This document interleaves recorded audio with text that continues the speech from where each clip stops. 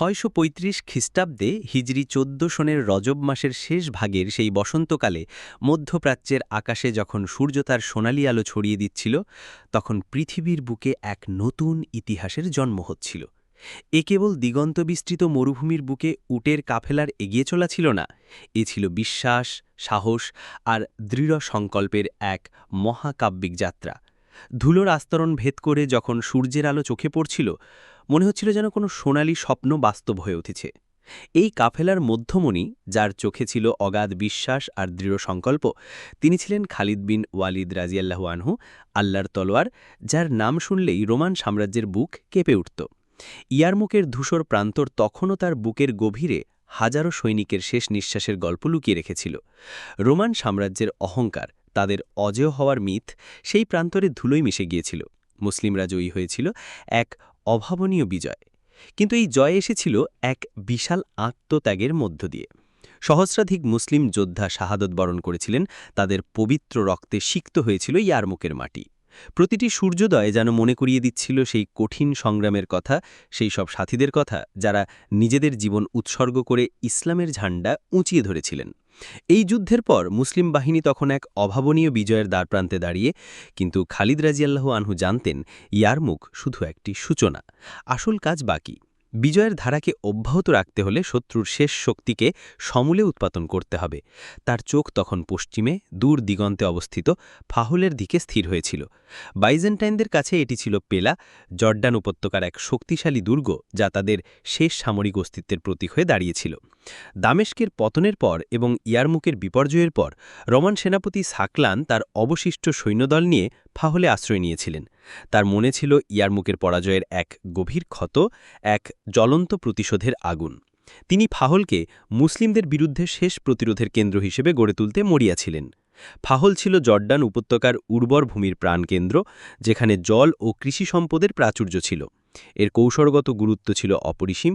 এর পতন মানে ছিল সিরিয়া ও ফিলিস্তিন থেকে রোমানদের সম্পূর্ণ বিলুপ্তি এবং মুসলিমদের জন্য জেরুজালেম ও মিসরের পথ উন্মুক্ত হওয়া। খালিদ রাজিয়াল্লাহু আনহু ইয়ারমুকের পর তার ক্লান্ত সৈন্যদের খুব বেশি বিশ্রাম দেননি। যুদ্ধ জয়ের পর সৈন্যদের মধ্যে এক ধরনের আত্মতৃপ্তি এবং শিথিলতা আসতে পারে, যা নতুন যুদ্ধের জন্য বিপজ্জনক। তিনি তা হতে দিতে চাননি। তার তাঁবুতে রাতের পর রাত কাটত পরবর্তী রণকৌশল নিয়ে চিন্তা করতে করতে। তিনি মানচিত্রের উপর ঝুঁকে পড়তেন, হাতের রেখায় চিহ্নিত করতেন প্রতিটি পাহাড়, প্রতিটি উপত্যকা। তিনি শত্রুর প্রতিটি সম্ভাব্য পদক্ষেপ অনুমান করার চেষ্টা করতেন, তাদের দুর্বলতাগুলো চিহ্নিত করতেন, যেন তিনি তাদের মনের কথা পড়ছেন। তার নেতৃত্ব ছিল এমনই, যা সৈন্যদের মধ্যে নতুন করে প্রাণ সঞ্চার করত, তাদের আত্মবিশ্বাস ও নির্ভীকতা এমনভাবে বাড়িয়ে তুলত যেন তারা অদম্য, আল্লাহর সাহায্যে যে কোনো বাধাকে অতিক্রম করতে সক্ষম। প্রতিটি সৈন্য খালিদ রাজিয়াল্লাহু আনহুয়ের প্রতিটি নির্দেশের জন্য উন্মুখ হয়ে থাকত। এভাবেই এক নতুন দিগন্তের উন্মোচন হচ্ছিল, যার পথপ্রদর্শক ছিলেন খালিদ বিন ওয়ালিদ রাজিয়াল্লাহু আনহু। প্রথম অধ্যায়, কাদাপথে যাত্রা এবং সেনাপতির বিচক্ষণতা। ফাহলের বিথে মুসলিম বাহিনীর অগ্রযাত্রা ছিল এক নতুন এবং অপ্রত্যাশিত চ্যালেঞ্জের সম্মুখীন। হিজরি ১৪ সনের রজব মাসের শেষ দিকে অথবা শাওয়াল মাসের শুরুর দিকে যখন মুসলিম বাহিনী এগিয়ে যাচ্ছিল, রোমানরা মুসলিমদের পথ রোধ করতে এক অভিনব এবং কষ্টদায়ক কৌশল অবলম্বন করেছিল। ইয়ারমুক নদী থেকে জল এনে তারা ফাহলের চারপাশের নিচু ভূমিগুলোকে ইচ্ছাকৃতভাবে ডুবিয়ে দিয়েছিল। দিগন্তজুড়া সেই ভূখণ্ড পরিণত হয়েছিল এক বিশাল জলাভূমি আর কাদাপঙ্কিল পথে।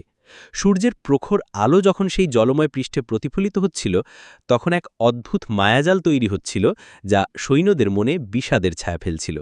দিনের বেলায় সেই জলীয় বাষ্পে ভরা বাতাস যেন দম বন্ধ করে দিত, আর রাতে মশার উপদ্রব ছিল অসহনীয়। সৈন্যদের প্রতিটি পদক্ষেপ ছিল এক কঠিন সংগ্রাম। তাদের জুতো কাদায় গভীরে ডুবে যাচ্ছিল, প্রতিটি পা তোলার জন্য প্রয়োজন হচ্ছিল অতিরিক্ত শক্তি। কাদা এতটাই আঠালো ছিল যে জুতো প্রায়শই পায়ের থেকে বিচ্ছিন্ন হয়ে কাদায় আটকে যেত। ঘোড়াগুলো হাঁটু সমান কাদায় আটকে যাচ্ছিল, তাদের শ্বাস প্রশ্বাস দ্রুত হয়ে আসছিল, ক্লান্তিতে তাদের গা কাঁপছিল। তাদের গতি এতটাই মন্থর হয়ে গিয়েছিল যে মনে হচ্ছিল যেন তারা অনন্তকালের পথে যাত্রা করছে, আর এই পথের কোনো শেষ নেই। ক্লান্তিতে সৈন্যদের মুখ ফ্যাকাশে হয়ে আসছিল, অনেকে হতাশ হয়ে পড়ছিল, তাদের মনে সন্দেহ দানা বাঁধছিল, এই পথ কি সত্যিই শেষ হবে? খালিদ রাজিয়াল্লাহু আনহু যখন এই দৃশ্য দেখলেন, তার দৃঢ় মুখমণ্ডলে সামান্য চিন্তার ছাপ পড়ল। তিনি বুঝলেন এই পথ দিয়ে সরাসরি গেলে সৈন্যদের প্রচুর শক্তি ক্ষয় হবে এবং তারা মনোবল ভেঙে পড়তে পারে এবং তারা যুদ্ধের জন্য প্রস্তুত থাকার ক্ষমতা হারাবে। তিনি কালবিলম্ব না করে তার অভিজ্ঞ কমান্ডারদের নিয়ে একটি জরুরি আলোচনা সভা ডাকলেন। তাঁবুর ভেতরে মশাল জ্বলছিল, তার আলোয় তাদের মুখগুলো চিন্তায় নিমগ্ন দেখা যাচ্ছিল। বাইরে থেকে ভেসে আসছিল কাদার আঠালো শব্দের মাঝে সৈন্যদের ক্লান্ত নিঃশ্বাস আর মশার ভনভন শব্দ। আমরা কাদায় ডুবব না, খালিদ রাজিয়াল্লাহু আনহু দৃঢ় কণ্ঠে ঘোষণা করলেন। তার চোখ জ্বলজ্বল করছিল, যেন তার ভেতরের ইস্পাত কঠিন সংকল্প আলোর মতো ফুটে উঠছিল, যা উপস্থিত সকলের মনে এক নতুন শক্তি সঞ্চার করল। আমরা উঁচু ভূমি দিয়ে যাব, যদিও পথ কিছুটা দীর্ঘ হবে, কিন্তু আমাদের সৈন্যশক্তি অক্ষত থাকবে এবং আমরা দ্রুত লক্ষ্যস্থলে পৌঁছাতে পারব। এই সিদ্ধান্ত অনেককে বিস্মিত করেছিল, কারণ রোমানরা হয়তো আশা করছিল মুসলিমরা এই কাদা আর জলের ফাঁদে আটকা পড়বে এবং দুর্বল হয়ে পড়বে। কিন্তু খালিদ রাজিয়াল্লাহু আনহুয়ের দূরদৃষ্টি তাদের সেই আশা ভঙ্গ করে দিল। খালিদ রাজিয়াল্লাহু আনহু নিজেই সামনের সারিতে থেকে পথ দেখালেন। তার ঘোড়ার খুরের শব্দ আর তার কণ্ঠের দৃঢ়তা সৈন্যদের মধ্যে এক নতুন প্রাণ সঞ্চার করল। ক্লান্ত শরীর নিয়েও তারা পথ চলতে লাগল। তাদের মুখে ছিল আল্লাহু আকবার ধ্বনি, যা মরুভূমির নিস্তব্ধতা ভঙ্গ করে দূর দিগন্তে মিলিয়ে যাচ্ছিল এক নতুন আশার বার্তা নিয়ে। তারা জানত তাদের কমান্ডার তাদের সাথে আছেন, তাদের কষ্ট বুঝতে পারছেন এবং তাদের জন্য সেরা পথটি বেছে নিয়েছেন। এই বিচক্ষণ কৌশল রোমানদের সব পরিকল্পনা ভেস্তে দিল। মুসলিম বাহিনী অপ্রত্যাশিতভাবে ফাহলের কাছাকাছি পৌঁছল, যা রোমানদের জন্য এক বিশাল বিস্ময় ছিল। যেন তারা চোখের সামনে এক অলৌকিক ঘটনা দেখছে।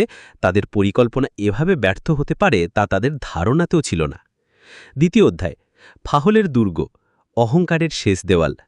ফাহলের দুর্গ ছিল বাইজেন্টাইন সাম্রাজ্যের এক বিশাল ও শক্তিশালী স্থাপত্যের নিদর্শন। এর সুউচ্চ পাথরের প্রাচীরগুলো বহু শতাব্দী ধরে রোমান পাক্ষমতার প্রতীক হয়ে দাঁড়িয়েছিল।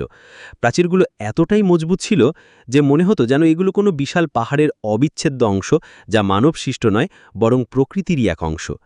দুর্গের চারপাশে ছিল গভীর পরিখা, যা পার হওয়া প্রায় অসম্ভব ছিল, আর তার নিচে ছিল ধারালো পশুর কাঁটা ও গুপ্ত ফাঁদ, যা শত্রুকে মৃত্যুর মুখে ঠেলে দেওয়ার জন্য তৈরি করেছিল। রোমান সেনাপতি সাকলান ইয়ারমুকের পরাজয়ের গ্লানি বুকে নিয়ে ফাহলকে তার শেষ আত্মরক্ষার দুর্গ হিসেবে গড়ে তুলেছিলেন। তিনি দুর্গের প্রতিটি গুরুত্বপূর্ণ পয়েন্টে তার সবচেয়ে অভিজ্ঞ তীরন্দাজ, অশ্বারোহী এবং পদাতিক সৈন্যদের মোতায়েন করেছিলেন।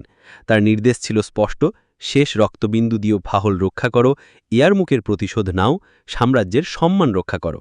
রোমান সৈন্যদের চোখে ছিল প্রতিশোধের আগুন, আর তাদের মনে ছিল তাদের সাম্রাজ্যের সম্মান রক্ষার শেষ আকাঙ্ক্ষা। তারা জানত ফাহল হাতছাড়া হলে তাদের কোনো আশ্রয় থাকবে না, তাদের সাম্রাজ্যের পতন ঘটবে।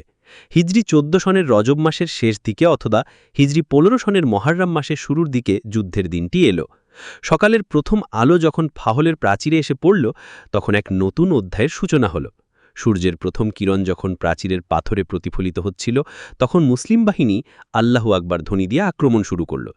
এই ধ্বনি যেন শুধু একটি শব্দ ছিল না, এটি ছিল বিশ্বাস, সাহস ও শাহাদতের প্রতিজ্ঞার এক সম্মিলিত আহ্বান, যা ফাহলের প্রতিটি পাথরে যেন প্রতিধ্বনিত হচ্ছিল। রোমান সৈন্যদের মনে ভয় ঢুকিয়ে দিচ্ছিল, তাদের হৃদয়স্পন্দন বাড়িয়ে দিচ্ছিল। খালিদ রাজিয়াল্লাহু আনহু তার বিখ্যাত মরুঝলের রণকৌশল প্রয়োগ করলেন। তিনি তার সৈন্যদের বিভিন্ন দলে বিভক্ত করে একই সময় একাধিক দিক থেকে আক্রমণে শুরু করলেন। একদল সম্মুখভাগ থেকে রোমানদের মনোযোগ আকর্ষণ করছিল, তাদের উপর ক্রমাগত চাপ সৃষ্টি করছিল, প্রাচীরের কাছে গিয়ে তীর নিক্ষেপ করছিল এবং কাঠের মই দিয়ে ওঠার চেষ্টা করছিল। আর অন্য দলগুলি দুর্গের দুর্বল অংশগুলো খুঁজে বের করার চেষ্টা করছিল, যেন তারা দুর্গের ভেতরে প্রবেশ করার জন্য একটি গুপ্ত পথ খুঁজছে। এই কৌশল রোমানদের কিংকর্তব্য বিমূঢ় করে তুলল। তারা বুঝতে পারছিল না মুসলিমদের মূল আক্রমণ কোন দিক থেকে আসছে এবং তাদের কোথায় বেশি শক্তি প্রয়োগ করতে হবে। তাদের প্রতিরক্ষা ব্যবস্থা ভেঙে পড়তে শুরু করল, তাদের মধ্যে বিশৃঙ্খলা দেখা দিল। রোমান তীরন্দাজরা প্রাচীরের উপর থেকে বৃষ্টির মতো তীর নিক্ষেপ করছিল। হাজার হাজার তীর যেন আকাশ থেকে নেমে আসছিল, বাতাসের শনশন শব্দ করে মুসলিম সৈন্যদের দিকে ধেয়ে আসছিল। মুসলিম সৈন্যরা ঢাল দিয়ে নিজেদের রক্ষা করে সামনে এগোচ্ছিল, তাদের দৃঢ় সংকল্প তাদের প্রতিটি পদক্ষেপকে স্থির রাখছিল। অনেকে আহত হচ্ছিল, তাদের রক্তে ভেজা মাটি এক করুণ দৃশ্যের অবতারণা করছিল। অস্ত্রের ঝনঝনি, যুদ্ধের গর্জন আর আহতদের আর্তনাদ এক ভয়ঙ্কর পরিবেশের সৃষ্টি করছিল, যা যুদ্ধক্ষেত্রের বাতাসকে ভারী করে তুলছিল। কিন্তু কেউ পিছুপা হচ্ছিল না। তাদের দৃঢ়তা আর অদম্য মনোবল রোমানদের কাছে এক বিভীষিকা হয়ে দেখা দিচ্ছিল। রোমানরা তাদের সামরিক দক্ষতা দিয়ে প্রতিরোধ গড়ে তুললেও মুসলিমদের অপ্রতিরোধ্য অগ্রযাত্রার সামনে তারা ক্রমশ দুর্বল হয়ে পড়ছিল, তাদের সাহস ভেঙে যাচ্ছিল, পরাজয়ের ভয় তাদের গ্রাস করছিল। তৃতীয় অধ্যায়, রাতের অন্ধকারে অনুপ্রবেশ, বিজয়ের শ্বাসরুদ্ধকর মুহূর্তের উন্মোচন। খালিদ রাজিয়াল্লাহু আনহু যুদ্ধের গতি নিবিড়ভাবে পর্যবেক্ষণ করলেন। তিনি দেখলেন সম্মুখযুদ্ধ দীর্ঘায়িত হলে তাদের অনেক শক্তি ক্ষয় হবে এবং সময়ও নষ্ট হবে। এই দীর্ঘ অবরোধ ক্লান্তিকর হয়ে উঠতে পারে এবং সৈন্যদের মনোবল কমিয়ে দিতে পারে। তিনি অনুভব করলেন দ্রুত একটি সিদ্ধান্তমূলক পদক্ষেপ না নিলে এই সুযোগ হাতছাড়া পড়তে পারে। তার তীক্ষ্ণ চোখে পড়ল দুর্গের এক অপেক্ষাকৃত দুর্বল অংশ, যেখানে প্রহরা ছিল তুলনামূলক কম। সম্ভবত রোমানরা সেই অংশকে অপ্রধান মনে করেছিল, অথবা সেখানে তাদের আত্মরক্ষার ধারণা দুর্বল ছিল, কারণ তারা মুসলিমদের মূল আক্রমণ অন্য দিক থেকে আশা করছিল। খালিদ রাজিয়াল্লাহু আনহু তার কয়েকজন দুঃসাহসী আত্মস্বর্গীকারী সৈন্যকে নির্দেশ দিলেন সেই দুর্বল অংশ দিয়ে রাতের আধারে দুর্গের ভেতরে প্রবেশ করার জন্য। এটি ছিল চরম ঝুঁকিপূর্ণ একটি অভিযান, যা সফলের জন্য অসীম সাহসিকতা দাবি করছিল।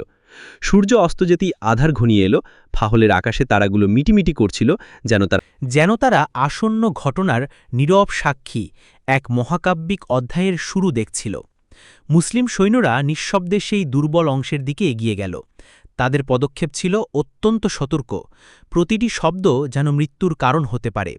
তাদের লক্ষ্য ছিল প্রাচীর টপকে দুর্গের ভেতরে প্রবেশ করা। এই কাজটি ছিল চরম ঝুঁকিপূর্ণ। রাতের আধারে শত্রুর নাকের ডগায় শক্তিশালী প্রাচীর টপকানো মানে প্রায় নিশ্চিত মৃত্যু।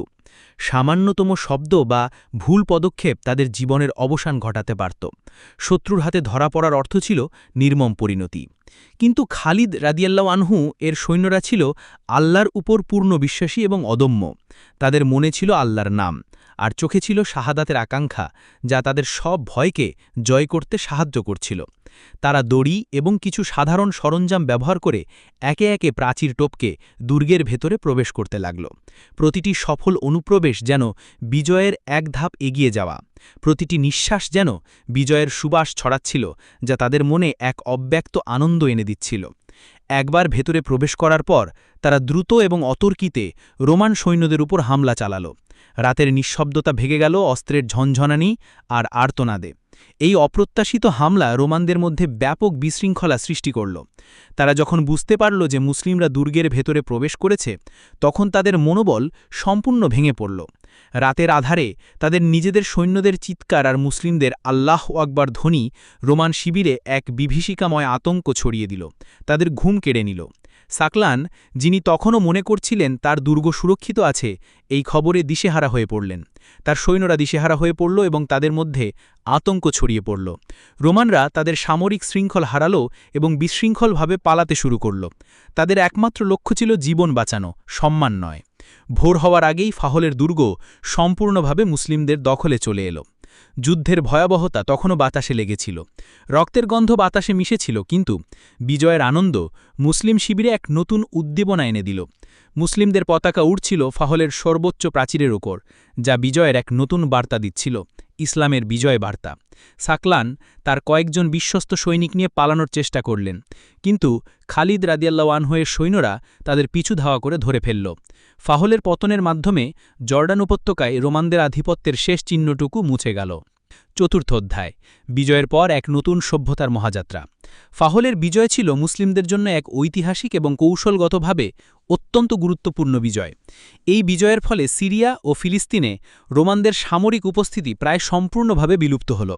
ফাহলের পতনের মাধ্যমে বাইজেন্টাইন সাম্রাজ্য তাদের এক বিশাল এবং গুরুত্বপূর্ণ অঞ্চলের উপর নিয়ন্ত্রণ হারাল, যা তাদের সাম্রাজ্যের জন্য ছিল এক মারাত্মক আঘাত। এটি কেবল একটি সামরিক বিজয় ছিল না, এটি ছিল মুসলিমদের ক্রমবর্ধমান শক্তির এবং তাদের ইসলামী খেলাফতের উত্থানের এক জ্বলন্ত প্রমাণ। এই বিজয় কেবল একটি দুর্গ দখলের ঘটনা ছিল না, এটি ছিল একটি সভ্যতার বিজয়, যা অন্ধকার থেকে আলোর পথে যাত্রা শুরু করেছিল। খালিদ বিন ওয়ালিদ রাদিয়াল্লাহু আনহু এই যুদ্ধে তার সামরিক প্রতিভার চূড়ান্ত দৃষ্টান্ত স্থাপন করলেন।